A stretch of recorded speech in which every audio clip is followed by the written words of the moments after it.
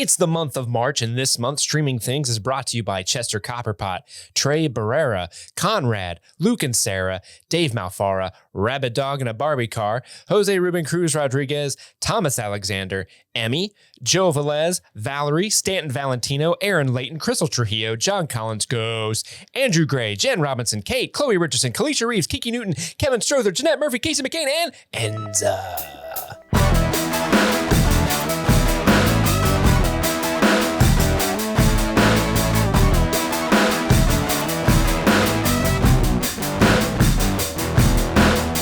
Welcome back. My name is Chris. And I'm Steve. And this is Streaming Things. Today, we're going to be delving deep into the minds of our patron-requested films, starting with a documentary on HBO Max called Class Action Park from 2020, which came out in the midst of the pandemic. That is...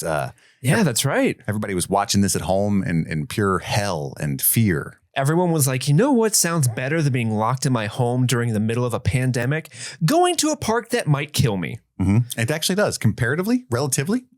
And we'll dive into it, but parts of this were probably fun. I know it might be a hot take. Sure, yeah. But if you didn't know, patrons of a certain tier of this show are allowed to demand certain films that we cover and deep dive. And we've got a big, long queue of those because we've been a little remiss, I think it'd be fair to say. Absolutely. And we promised weeks ago that at the end of The Last of Us, we would start to delve into these films and try to finish them in the next couple of months, maybe doing as many as 2 a week until we catch up. And that is our promise. And so far, 1-to-1, we're doing good. 1-to-1, we've got it so far. And this one, Chris, was brought to you by our patron Kiki Newton, who has been a longtime fan of the show. Yes. She's one of the original patrons we had.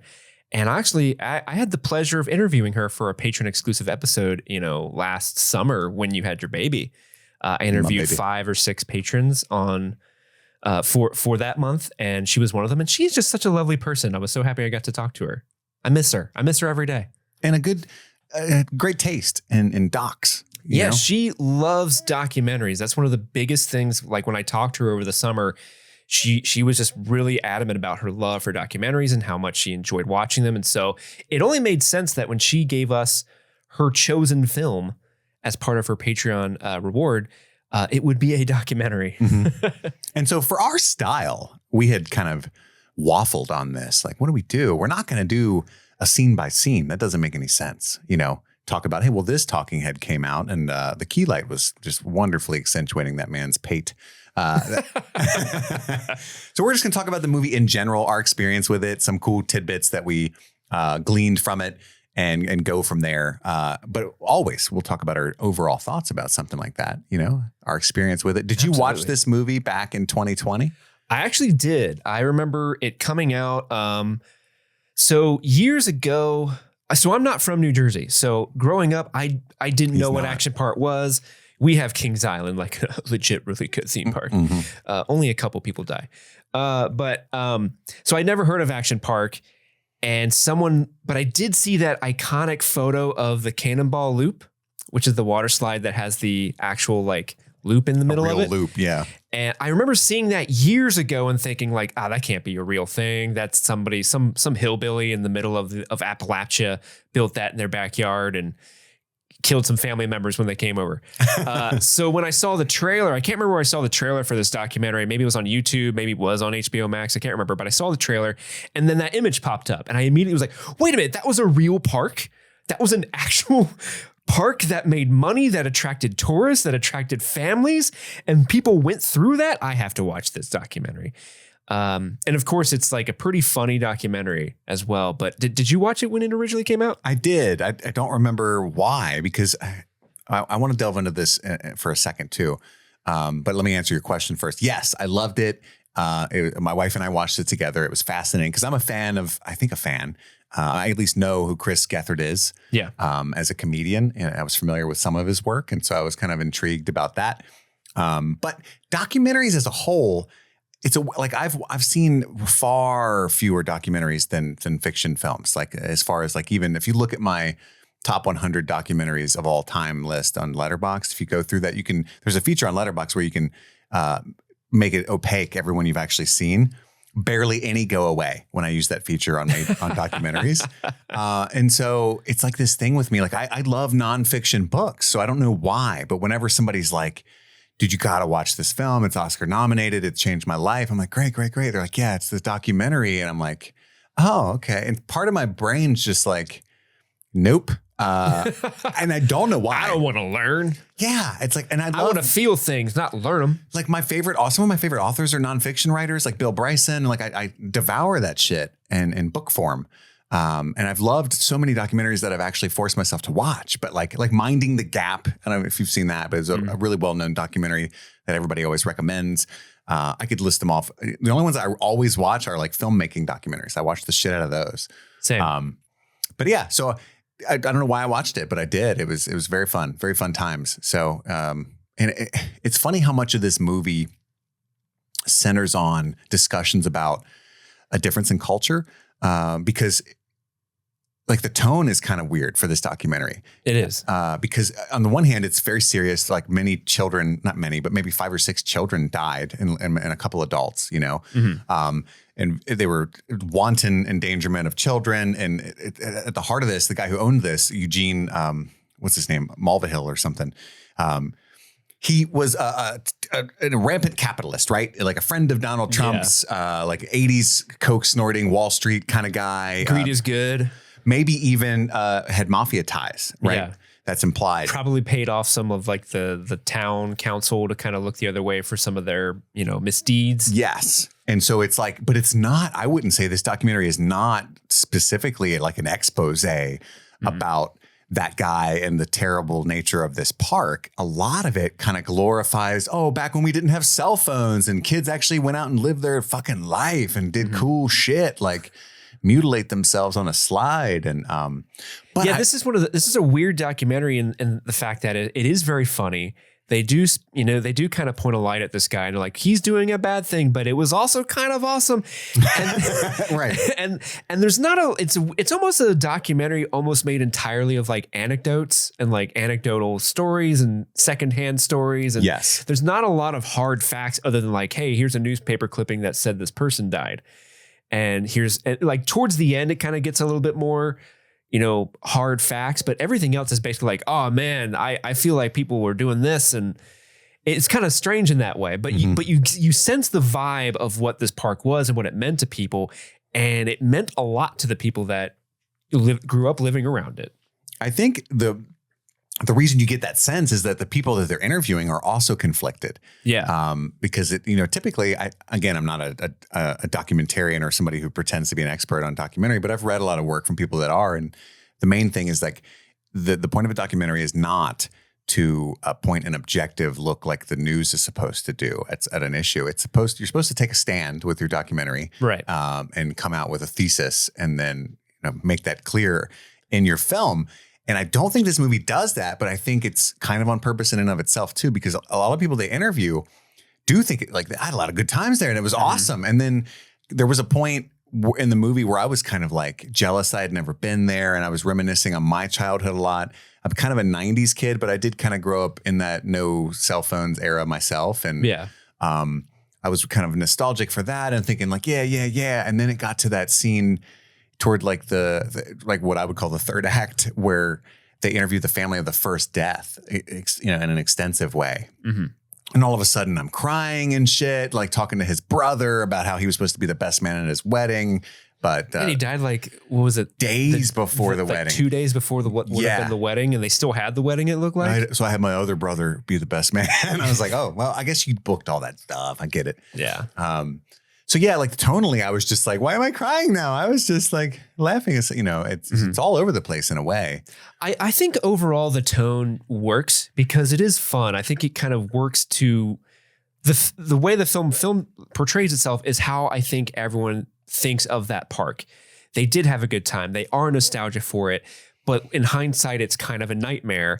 And it's people kind of grappling with that, but at the same time being glad they went through it. Like it's almost like this fun trauma bond that a whole tri-state area experience. It was like a Jersey thing. There's a quote from a lady there I meant to write it down, but I wasn't taking extensive notes, but it was so funny to me. You probably recall it, but she's like, part of me is horrified, but at the same time, I'm so glad, like I rode all those rides, and part of me thought, if I can't do it, get the fuck out of New Jersey. And and then it cuts. And I think that was Allison Becker that said that. But it's 100% true. And I think the movie totally does work with how people view it. I will say the editing on this video is off. There's some really strange cuts and edits, and I was watching it with my girlfriend, and she even though she doesn't do editing, she also was like, "That's an odd." Whoa! I feel I'm pulled out of it. I don't think they had much footage. No, they didn't. You can tell they're really stretching. They had like the original VHS copies of like the commercials and stuff they ran, because they are really stretching that footage out as much as they can. They use the same shot of I forget what the ride is called, but it's like 3 people to a tube. And they come down and this girl's in the forefront and they push through a trapped tube and laugh. And like, they use that shot like 5 or 6 times, and it was a good one. But they did have like each ride that they talked about, some footage of it, so you can get an idea of what they're talking about. And they did some good graphic stuff with like a map of the park. What was your favorite ride? Like favorite how? Like favorite like the craziest story or... Oh, dude, it's still the Cannonball Loop one. I think that's the one that... Like the whole idea that you could actually go upside down. Yeah, and just the story behind it. Like not only is it just such an iconic image of a tubed water slide that does a loop, like a roller coaster. Not only is that like such an iconic image, but the way they spend a lot of time on it and the story of it, and how like there's this myth of... Mulvihill, is that Mulvihill? Is that how you pronounce his name? Mm-hmm. Mulvihill, how he would just like, originally they were throwing test dummies down it, and the dummies would come out like in pieces, and then he was like giving $100 bills to kids, workers who were brave enough to test it, and then they were coming out bloodied and bruised and missing teeth, and then they would fix it a little bit more, and then more kids would go through it, and now they're coming up cut up. Oh, because they're being cut on the teeth that were lodged in the side of it. One of the wildest stories. But you just look at it and it's just like, how did anyone think this was going to be possible? And they literally have to, like, if you were to do that, they hose you down first. They give you a pre-rinse, a little pre-rinse, so you're already slippery before you get in. And then it's just pitch black. And imagine going into a pitch black tube and then suddenly like flying up the air, getting water shoved up your nose and everything. Like, it's bananas. And then they would you have to be. You can't be too heavy and you can't be too light, because if you're too light, you're not gonna, like, what was it? You're gonna... The heavy ones would get stuck and the light ones would be going too fast, I think. Yeah, they would get hurt or something. Well, yeah, everybody was getting a little hurt. Yeah. How do you feel? I want to ask you this too. Are you an amusement park guy? You like roller coasters? Yeah, I like roller coasters. I don't seek out roller coasters, but like if I'm at an amusement park, you're damn if you sure stumble I'm gonna upon one. Yeah, if I'm like walking around on the street, I'm like, whoa, what's going on here? Is this? How did I get into Kings Island? Weird. I'm gonna ride the Banshee. I am not a roller coaster person. Oh, do they scare you?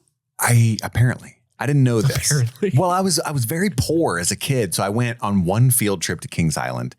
Had a decent time. I had a terrible time. I'll be honest. I made that up. I rode You couldn't even lie for a second. I rode the Diamondback or something, and I kept... Oh, the Diamondback sucks. I kept my head down in one of the loops, and so I had a crick in my neck and that was like the first ride we rode. Nobody taught me how to, hey, keep your head against the rest as much as you can. Yeah. I did, like, hey, little chubby kid, what are you doing? And then like I had all kinds of stuff going on, accidents. And then I went to a fair with my friends and I threw up. Do you know that ride in Stranger Things? The spinny one where you kind of put your everybody's back against the wall. And yes. The centrifugal force keeps you like against the wall as it spins. Yes. So I violently threw up in that ride, which if you know the nature. Is it going everywhere? Yes. All over me and everyone else. Oh no. And I was with my friend's dad and he like took me home and like, so I've never been like a cool guy for that. But I went as an adult with Jimmy from the show. Who the fuck is Jimmy? Exactly. And my wife and his girlfriend. And they're all like really gung-ho roller coaster people, including my wife. I didn't know this about her. And I rode like the first couple, I forced myself through it, but I was having like, I have these pretty severe panic attacks on a fairly alarmingly regular basis. But I was not having a good time. Oh, no. I was like forcing myself, like terrified. Oh, buddy. I think I have an issue with control. Like the fact that because my friend kept telling me at one point, Jimmy looked over and he's like, I don't even know what you're so scared of. You can do nothing. Like you're strapped in. It's either going to work out or it's not. Have a good time.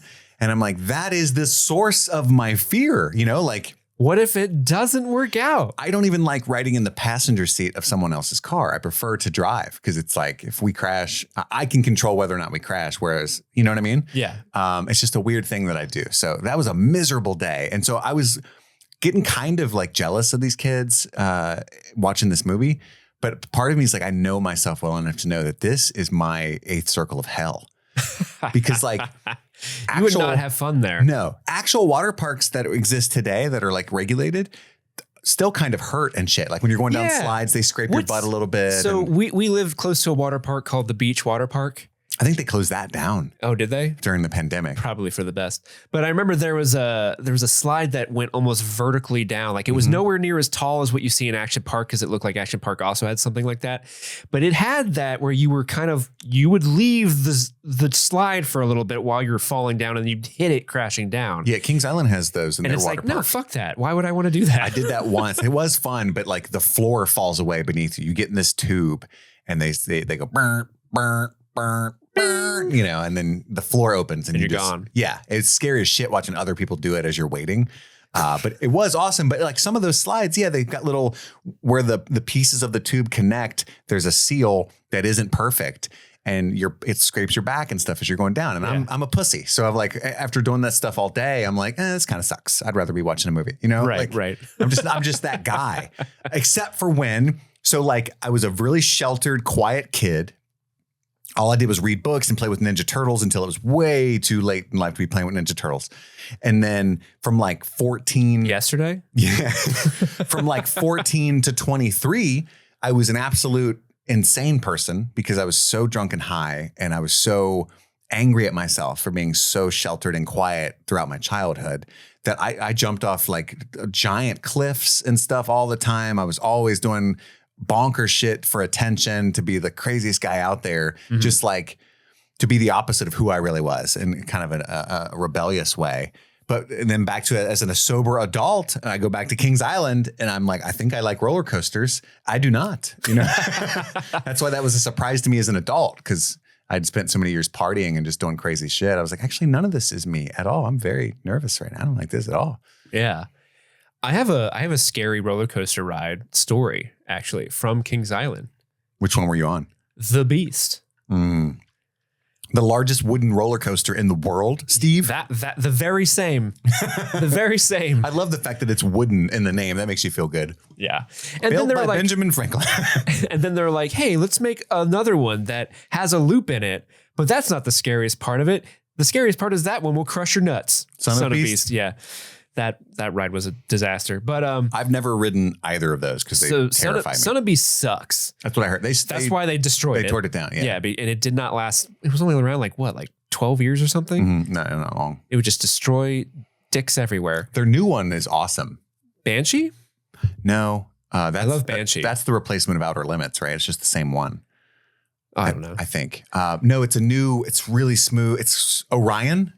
Oh, I haven't been to the Kings Island since before the pandemic. So that is huge. It's like a huge drop and then a giant hill, but it's so smooth. Ooh. Like it's not, a lot of them you're like, yeah, I think I'm having fun. Yeah. It's just not. Oh, so you've ridden the Vortex? But anyway, what happened on the Beast? Well, so this is when I was 16. It was me and my buddy Josh. We hopped on the Beast and we're getting ready to go. And you know how like they have the safety thing that just kind of it clamps over your waist. That's it. It's not like the harness that goes over your shoulders. This is the one that just kind of goes over your waist to keep you in. Yeah. So I clamp that in, and then they have another teenager walk down the line and make sure everyone has locked in their safety thingy.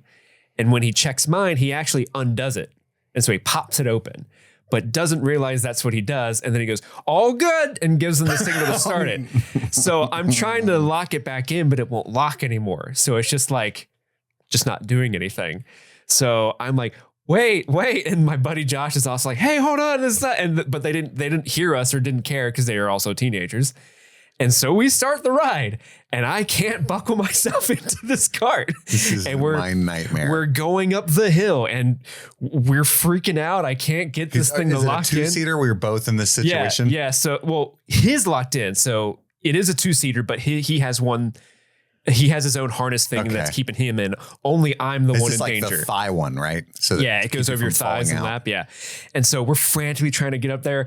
Josh is actually like starting to splay himself as best he can over me in case I can't get it locked in. So I don't fall off on the first drop. Luckily, the first drop's pretty tall. So we have like a while to try. And then thankfully, maybe like 2/3 of the way up there, I finally get it to click in. But he's still got an arm over me the whole time in case it popped back open at the right. I got you. I'm saving one of those life. things where we should have said, like, complained, right? We should have like gone to someone and be like, I almost died on the beast. But we were 16, shell shocked and freaked out. We just left. We just went home. That's me. Except that actually didn't happen. It just feels like it did. We didn't know what to do. So we just like went home. And that was like only the second thing we did. Did you feel like you were going to fall at any time? I guess that's the whole nature of a ride, is it's supposed to feel like that. Yeah. Oh, I had never had something like unclamp like that before. And that was, I didn't ride the Beast again I did ride it again, but it was like, 10 years later, probably I rode it again. Because no one else fell out of it. So I'm like, well, they must have fixed it.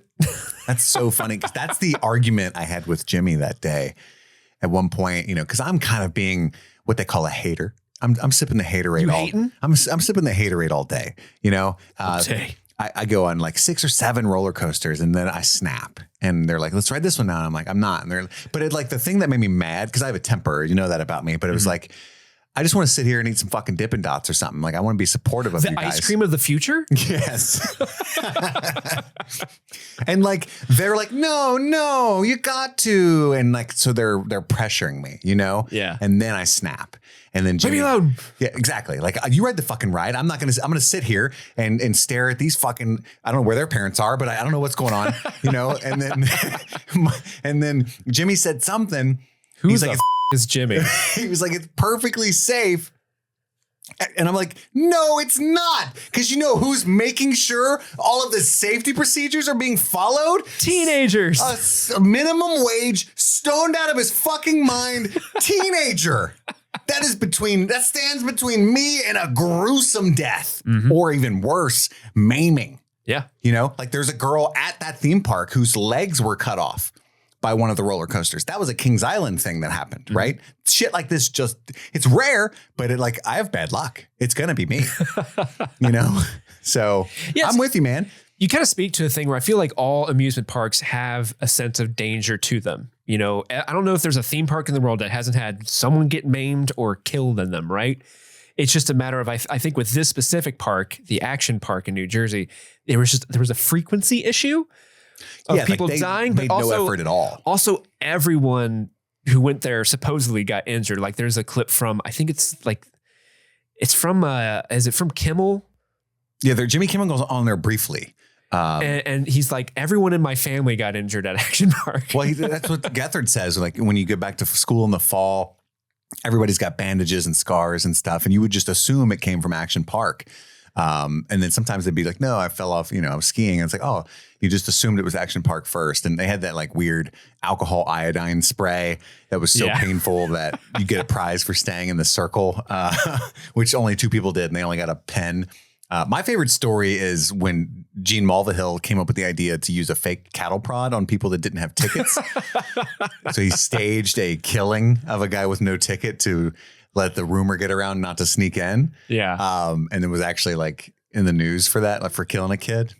And that's the thing. Like, the whole park was run essentially by teenagers. So this is like this needs to be made into a fictional movie. I would love to see this movie. Yeah, what was that movie with like Ryan Reynolds and Adventureland? Great movie. It could be like that mixed with like Jackass. And maybe even like a horror aspect, because like you could make the Gene guy not a good person, and people dying and stuff, right? Like, it could be gory and like it could be a good horror comedy. That's what I would do. Nobody's listening to me. I'm just a guy. He's just a guy. Hollywood, call me. I'm open. What ride scared you the most? Like of all the rides they highlighted, which is the one that because you're already scared of roller coasters and rides. What was the one that you were like, hell to the no on that one? Alpine Hill, where you just have really the little sled. Yeah. Because, so I've been on like pretty extreme tubing rides all across the country. I do like that a lot. And there's this thing that happens when you go around a corner. Like one I was on was built up like 30 or 40 feet on the ground on stilts for some reason. And I hated that because you could just fly right out of it. Well, you're in the tube and then you go up the lip and you can look over down to like all the way down the ground. And it's like, I guess no, thank you. The engineer has designed this in such a way where no matter like you get the visual, but physically you can't fly out. Yes, I'm assuming, but that doesn't, hopefully I'm not a physicist, but that was just Gene Mulvihill back from the dead. That makes no sense to me because it's like, how do you know? Because like in my tube, there was 3 200-pound guys. So there's 600 pounds in this tube. How is this just as safe as a tube that has 300 pounds in it? You know what I mean? Like, I don't know, but I guess that they figured that out. And so my sense watching the Alpine slide is just like, it's one of those, except it's not safe. You will fly out. That sounds like hell, because I don't like to fly out of things. And I grew up. Who does? When I was a crazy teen, all of my friends were skateboarders and rollerbladers. And like we played, we were all in bands. We hacky sacked. Ooh. What was your record? What was your record? How many sacks did you count, man? We just hack just to hack. You were just there for the game. That's right. I don't know if you ever hung out with skateboarders and shit, but they're crazy, Steve. Yeah. And so we would do this shit all the time. Like I set my head on fire as a kid. Like we were like jackass kind of kids. So back then I would have loved Alpine. Is that when you had long hair? It was. Ooh. Is that how you got short hair? The flames took it. Is that why you don't have hair now? No, I had long hair after the flames. I regrew it, and I refused to cut it. And it was like melted and shitty for a year. My sophomore year, it was all melty and shitty. I just love the phrase, no, I had hair after the flames. Yeah, well, I got all like Targaryen about it in my mind, and I wanted to keep that phrase. It's a hairdo only fire can tell. Like my favorite one was the one where they were just jumping off the cliff. And the guy said, hey, it was supposed to be a place you could chill, but then somebody would land on you, right? Oh, yeah. Because have you ever been cliff jumping? I have, yeah. That is very fun. It's scary as shit, but it's very fun. And I do think there's an element to this that some of the people, the guests talk about or hint at. Life, sometimes you do have to do things that could kill you in a sense that like the feeling you get from that, like the euphoria of having done it and made it. I'm not condoning that, but I'm just saying like some of my favorite memories are like, no, I'm not fucking doing it, dude. And like your friends, which I guess is why my wife was pushing me for the roller coaster. But then she knows you so well. But then I jump or whatever we're doing. And I come up out of the water and like that, there's a moment where you're like, this is life. I have lived, You have lived. You have done it. You have proven yourself a man. But sometimes people get hurt and it sucks, So because we had to sneak, I don't know where you went cliff jumping. We had to sneak into it was a rock quarry that people would mine from. I went cliff jumping in Mexico, so they didn't give a shit. Nice. They're like, the cliffs, a higher one's that way, follow us. And we used to actually hike down to this place. It was called DeMossville. It's a really high cliff. Dumbassville? Yes. It's in Kentucky. Dumbassville. Listeners from DeMossville, I'm sorry. But there's like you have to like find it. My friends knew where it was, and it was like a railroad track above a river. And it's really fucking high. I don't know how high, 60 feet or something crazy. Like you have to jump properly or you will get hurt. And I was kind of contemplating the edge of the cliff, and my buddy sparked a joint and like, hey, let's smoke this and think about it before we jump. That made it way worse, right? Oh, obviously. No. But that's never been a good idea. Let's spark a joint and think about this. No matter what you're thinking about, that's never a good idea. That's how I was raised, man. Ponder this, son. But it was so bizarre to jump because when you jump due to gravity, it's over in half a second. But I'd never jumped before and then like had full ass thoughts and still been in the air. That's how high it was. You know what I mean? Full ass thoughts.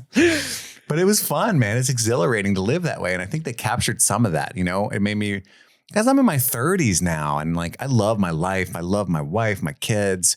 But there's like And this is the bane of everybody who ages. Like this is nothing new. It's just hitting me now because I'm finally there. But it's like, God, if I could be 20 again, like I was not doing the right shit at all. And I'm not talking about investing in Apple and all that stuff, which, but I would. But it's just like I was so mean to people and I was so selfish. And like, if I could like stay up all night and then go to school the next day and go to college and like feel great still and do anything, you know what I mean? Like that would be so, now that I know how to live with that energy level and that body. That body? You know, when you're just hanging out with your Show friends me the body. And you like legitimately don't have shit to do all week. Yeah. And you're just hang out. Playing video games all night and go see a movie and then go jump off a fucking cliff and then like, you know, full ass thoughts. Yeah, there's a bunch of dudes, a bunch of girls. Everybody's so nice and free and, you know, like naively looking forward to the future. God, I'd like to be there again. Sweet summer children. I don't know if I'm just babbling, but part of me thought of that watching this. That makes complete sense. Like, and that's, I think, what the success of this particular documentary is. Because I mean, you and I have just kind of sat here and shared our sort of theme park horror stories, adjacent theme park horror stories.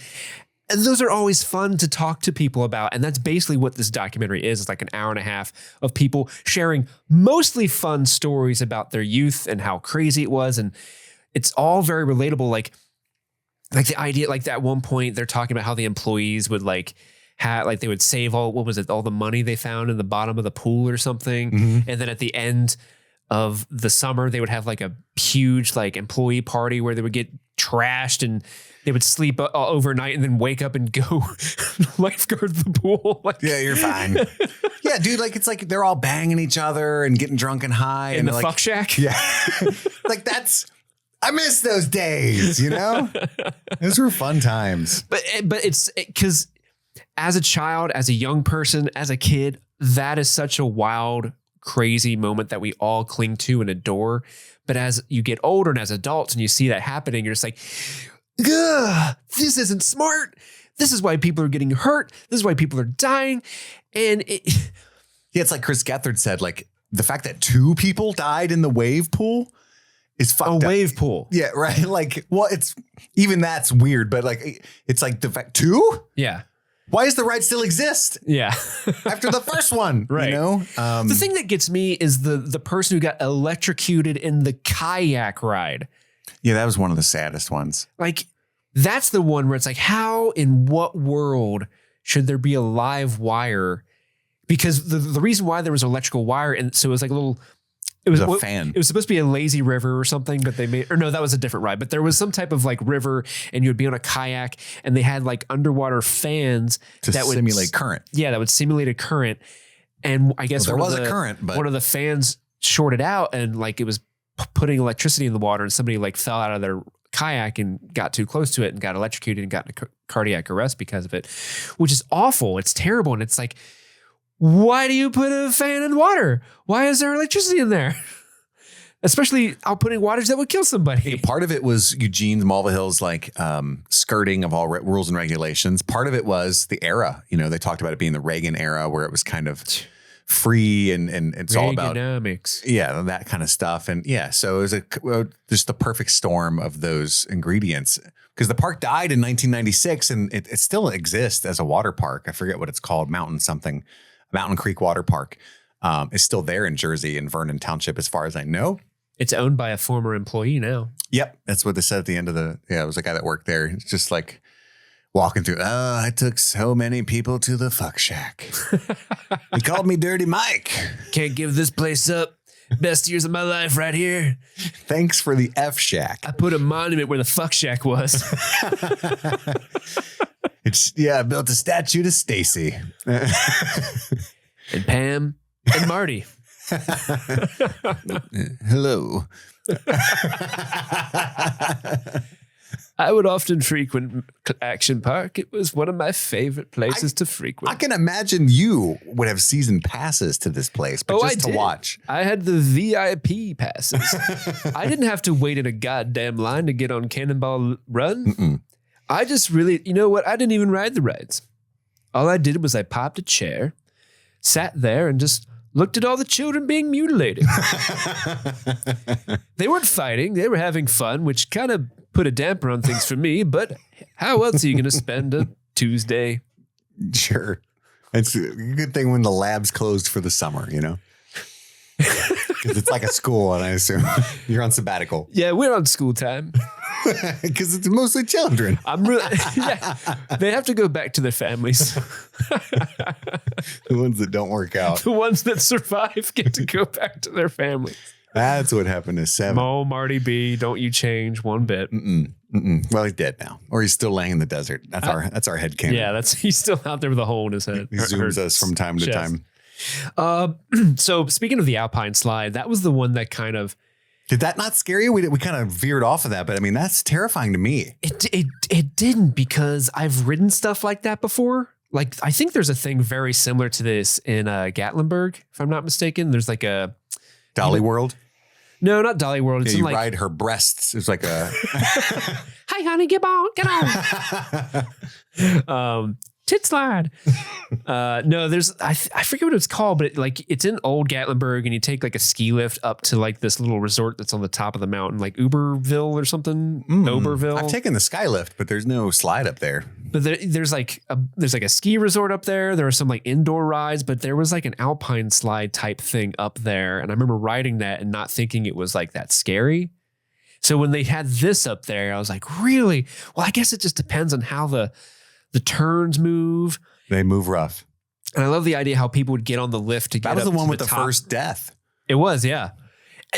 And this is the thing that like makes Mulvihill like such a villain is the boy that died. The brakes on his thing weren't working, so he was going too fast. He flew off the track, and he like fell down and hit a bunch of rocks, and he hit his head on a rock and ended up in a coma and died. And they didn't report the accident. And then when they got sued, they were like, hey, the ride works fine. He didn't die on the ride. The rocks are what killed him. Yeah. It's like, okay, come on, you sons of bitches. And he paid that family $100,000 because teenagers the lawyer advised them teenagers aren't worth that much. Which is messed up. It's so messed up. Yes. And when the mother of the boy that passed away said, like, when Jean died, her husband came home like, honey, break out the finest rosé. Jean I can't say his name right. Jean died. Yeah. and she's like, and we did. I'm like, yeah, queen, toast that man's death. It's the only death I've ever celebrated. Well, I would hope it's not a frequent thing. Yeah. We do it every week. Yeah. Every Sunday we look at the obituaries and we snort some lines and look at this, honey. John Lennon died. What a loser. Can you imagine? Yeah, but it's weird. There we go. That first death occurred in 1980, I think, which is bananas. Early on. And then the wave death, the second wave death that they had talked about, that was in 1987. And I was kind of putting things together because they told you these events out of order. So it's wild to me that, people just keep dying, keep getting sued, keep getting news stories, and nothing's ever really done about it. And I understood like the 16-year-olds riding their bikes or sneaking out of school and going unbeknownst to anyone to this park and going to the F Shack and, getting messed up and going down the slides and jumping off the cliffs made sense to me because that's the kind of kid I was. What didn't make sense to me was like the families, you know what I mean? Like the parents brought their whole brood to this. I guess they didn't know what was going on there. But like once you walk in, you look around, maybe I'm just not a product of the 80s, but you look around and go, nah. Maybe I would, but wasn't do you need a can't fucking swim bracelet? Oh, maybe this isn't the best place for my 8-year-old. Wasn't there Chris Gethard had a story where I guess one of his friends in the neighborhood was having a birthday there, but he was like a child of divorce, and so you can't not go for him. But his parents were like, "Hey, be careful, please be careful if you're going to Class Action Park." Yeah, or Action Park. I keep saying the movie. That's such a good title. It is a very great title. I love. So Chris Gethard is like a highlight of this documentary for me because he is so funny in his descriptions of everything because he's able to speak to why someone would find the park alluring, or fun or why you would go. And he would immediately undercut it with how stupid it is to be there. And then he would immediately, after saying how stupid it is to be there, go, I had such a good time. Like even his description down to how so much of the park is hot black asphalt. And if you didn't bring shoes, you were just fucked. Yes. That's like my memory of these kinds of places from being a kid too. Like that's another thing. My mom would take me to a pool or something, and then we'd be running across the parking lot with our wet bare feet, and just like, it's so hot. You can only put your foot down for like a half a second, and just, I'm so pale and chubby. I'm, ow, ow, ow. Like, why did I leave the house? I don't want to be it's here. Like this every time. Oh no. And I don't think it's a bad thing that everything is safer and sanitized now. Like I don't think our childhood today is too bereft of danger to grow as as humans. But because that, if you take that logic all the way down, it's like, God, those lucky kids in the dark ages, man, Right. You have to play with real swords by 6. Like I guarantee when people who are teenagers now get to our age, they're going to have their version of things like, man, it's not like what it used to be. Kids these days have it so much easy. It's a tale as old as time. Every generation looks at the next generation with some type of mixture of disdain, anger, or just like, man, if only they grew up when I did, because I grew up at the perfect time. We used to have to tell Siri to Google things. We didn't just think the thought into our implant. Exactly. Kids these days. Because kids today are dealing with their own crazy fun. To them, it might be in a digital space, but that's their adventure. That's their fun. They're dealing with the awful ramifications and unsafe things that are happening today because of that we as a society have not yet rectified. And there'll be a documentary in 20 or 30 years from now saying like about class action TikTok or something. You know what I mean? Like that's right now. Yeah, that's life, baby. Watching Congress. Well, I actually had a professor ruin theme parks for me even more in college. Because I already knew I didn't really like them, but it wasn't like what happened last year when I found out for sure as an adult that my body's not willing to enjoy them. But he was talking about their existence philosophically and the fact that it's so strange that our lives are so stable as a species, right? We're not running from saber-toothed tigers or having to hunt our meals, or like there's really no impetus to raise your adrenaline to that level anymore. And so we manufacture it. We go to a theme park where we trick our bodies into thinking we're in a life-threatening situation for fun. Like that's how bored we are as a society, that we just like, God, I wish I felt like I was dying. And so that's what theme parks are. Yeah, we all know the real way to get your blood pumping is you go to the island where you hunt people. Exactly. If you can afford it, that's the problem. Yeah. As tickets are steep and they're always booked. But the only time I could get there was as a participant. Right. And I'm not fast enough. But until you get there, we always have Disney World. But he was saying like, you actually take, I don't know if this is true or not. I'm not a fucking scientist, but what my professor said, he was a psychologist, is that it's actually doing damage to your body. It's taking years off your life. Like when your stress levels are raised to that, it's bad for your heart. It's bad. I don't know if this is true or not, but that's what he was saying. Like, and so all I need with my hypochondria is just the tiniest little bit of something like that to run with it, So that makes the roller coaster even more uncomfortable for me because I'm like, hey man, it's not good for my heart. Yeah, this ain't good. No, thank you. This cortisol levels rising. I will not be getting on the teacup ride. Thank you very much. The last roller coaster I went on, I was cussing Jimmy the whole time because it was that one where you're facing each other. Face Off? And you go through, well, it's not called that anymore, but it was originally based on that movie, but now it's called something else. But your leg, 2 people are facing 2 people. So sometimes you're going backwards, sometimes you're not. Yep. And you're going upside down and stuff and every which way, but half of it's backwards and half of it's facing your friend. And then your feet are dangling. Yeah. So this was the one that like I had already skipped 2 of the rides. And then he was like, come on, man, And I was just so terrified because it's a dangler of all things. I'm feeling less secure than ever. You don't like the dangles? I don't like the dangles. And I'm looking right at him, and the whole time he said, "Is this what you wanted? Look what you've done! Oh, this is so fun! Fuck you!" And just screaming. You're trying to spit, hoping it gets to him because it feels like I'm about to die. You love that ride?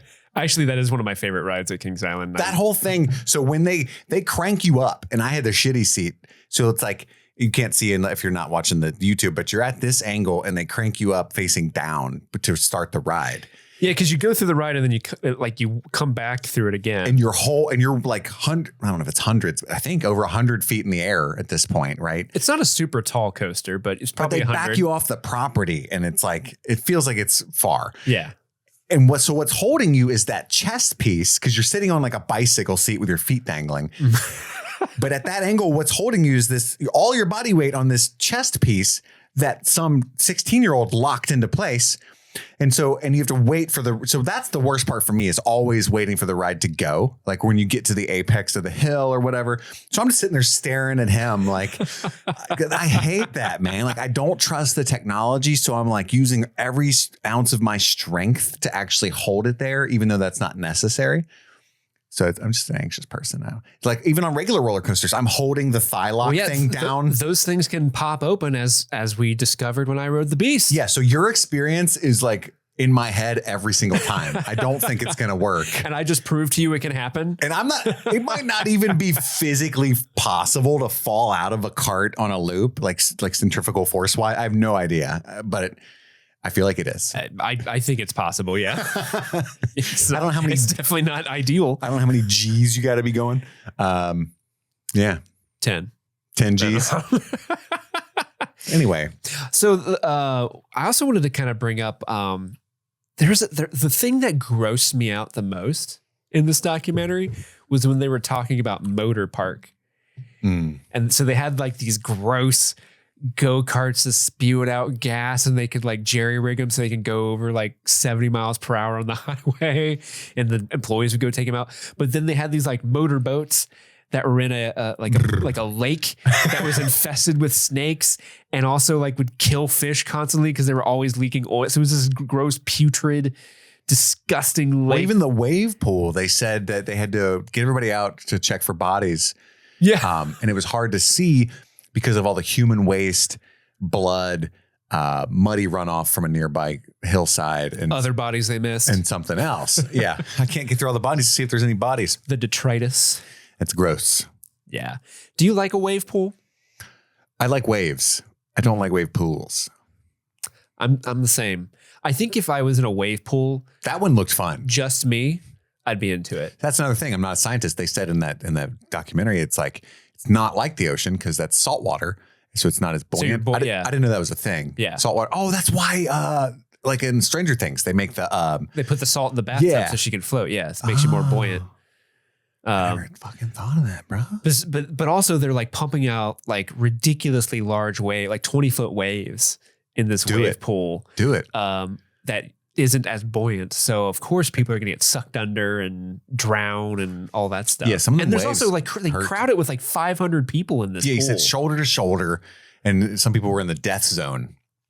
Yeah, that not to be confused with I'm sure another roller coaster name, the Death Zone.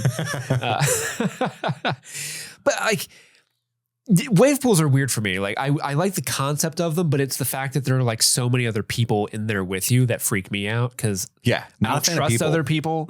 I like waves. I like pool, and it's like, oh yeah, jumping up with the wave. Get away from me, stranger. Yeah, get away from me. I'd never really done that. I'm not if you can't tell from this tirade I've gone on, I'm not an outdoorsy person, but I've done some things. You're an indoor cat. My wife, when my wife and I went to Hawaii, I went body surfing for really the first time, and she swims like a fish. She looks like a mermaid. It's amazing to watch. And I was like, she showed me like when she would jump at the crest of this wave, and she would ride that motherfucker like shaped like a swan the whole time, like 20 feet all the way to the beach. You know what I mean? And that was so. And we found this nude beach, and we were just body surfing the whole time, free as a bird. You know, that was the most fun I've ever had outside ever in my life. I mean, if you've never been in the ocean naked, Steve, you got to do it. I am barely in the ocean without a t-shirt on. So. You talk about buoyant. Oh my God. That was amazing. But yeah, so I love waves, but I hate wave pools. It just, the only ones I've ever been in, it just kind of feels like, meh, cool. Meh. Well, I do have a little bit of a different thing for us today, and that is I asked for questions about this movie on Discord. Ooh. Which you could become a part of if you go on to patreon.com/streamingthings and get the appropriate tier. We got a couple questions from one. We got a couple questions from one listener, from Rabbit Dog and a Barbie Car. They write, would any of you attend the park as it was? Follow up, is there any ride you would not have felt safe riding? I think we might have covered that second part, but would you have gone to this park, Chris? You don't like roller coasters, you don't like rides, but would you have gone to Action Park? If I was 16 and my buddy came up and he had a backpack full of warm Milwaukee's Best cans of beer. Ew. And a warm? Yeah, and an eighth sack of some marijuana and peer pressured me into going because there was a couple ladies that were coming. And then because they were there, I would have ridden everything first and said, yeah, and just acted like I wasn't scared. Yes. But like now or no? No. Does that make sense? So would you go to the current incarnation of it, the Mountain Creek, whatever? No, I don't want to go. I don't even like the zoo. I don't like the aquarium. But the aquarium's inside. I don't like any of that. I would have gone.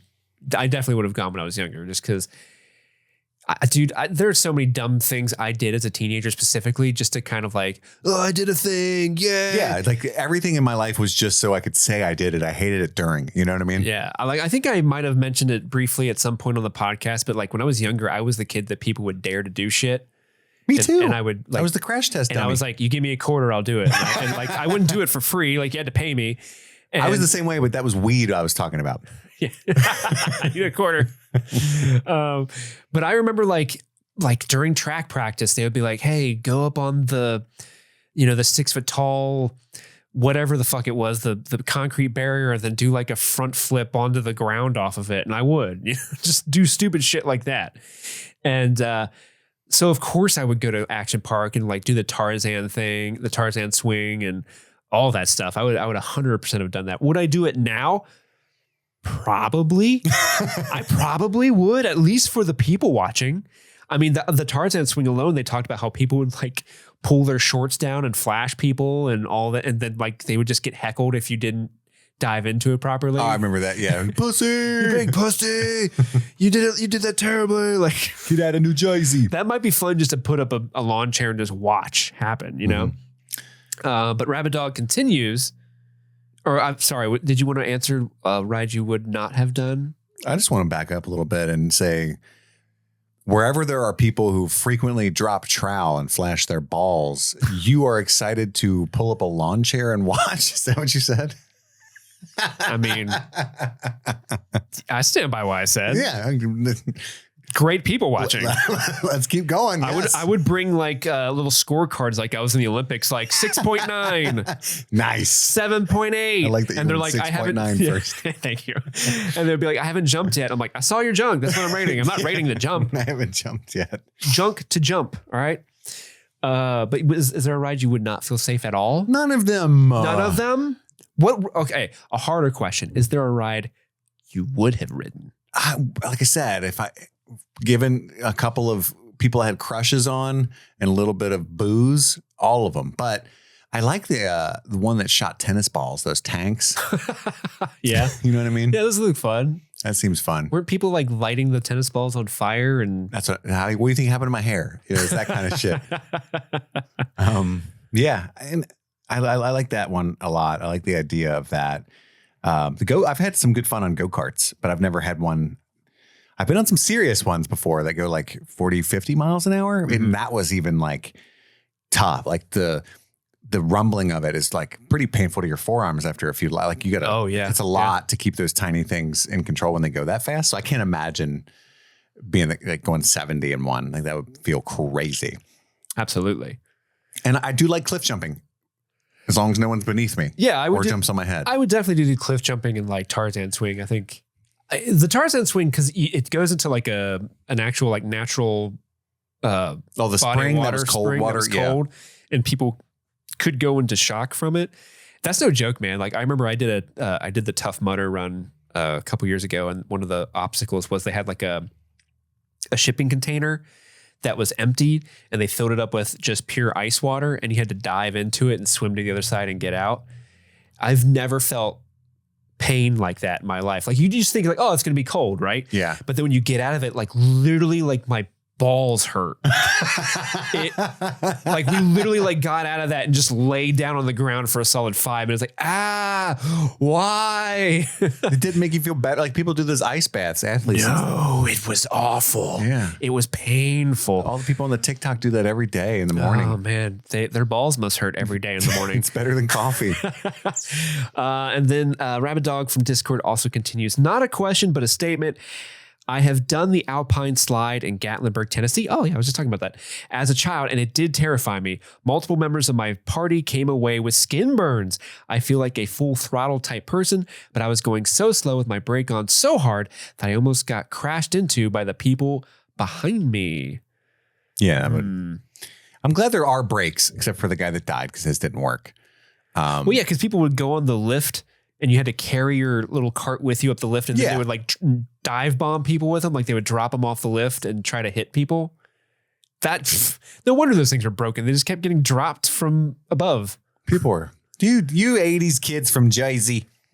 I'm sad Kevin Smith wasn't on this documentary, though. Action Park's fucking great, man. Yeah, I assume he was the type of kid like I was. He probably just didn't even go, but he's from Jersey. So I was thinking about that the whole time. Like, damn, I bet Jay Muse was there. Oh, he was there all the time. Yeah, he was in the fuck shack. Yeah, I was going to say he just stayed in the fuck shack, rating people's stances and stuff. Oh, for sure. Spread your feet. Yeah, but those are all the questions we got from Discord. Well, I appreciate you guys for all the films that you nominated. There's some big ones coming up, some of my all-time favorites. And Kiki, thank you for forcing me to watch this again because I'd forgotten a lot of the good moments from it. It's a very entertaining documentary, and I need to watch more documentaries. Absolutely. The next chosen film we're going to be doing next week, right? Mm-hmm. Is going to be none other than, I think, a movie you love, Train to Busan. Yes.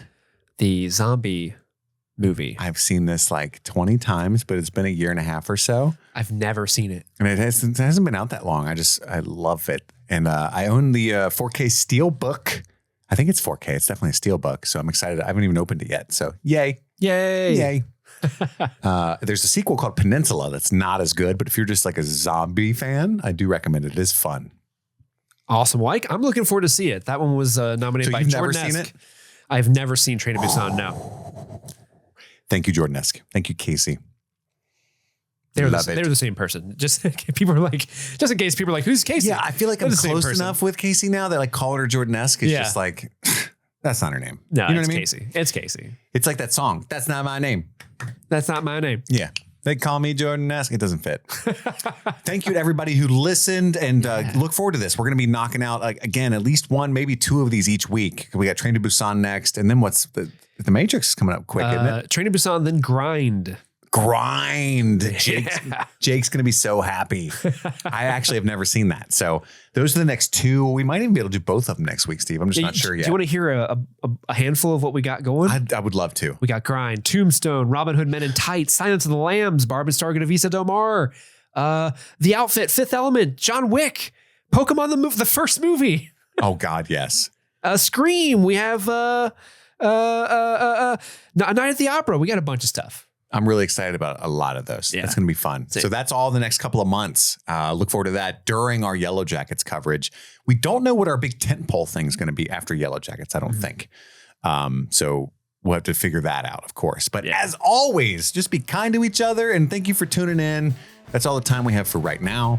My name is Chris. And I'm Steve. And this is Streaming Things. Happy streaming.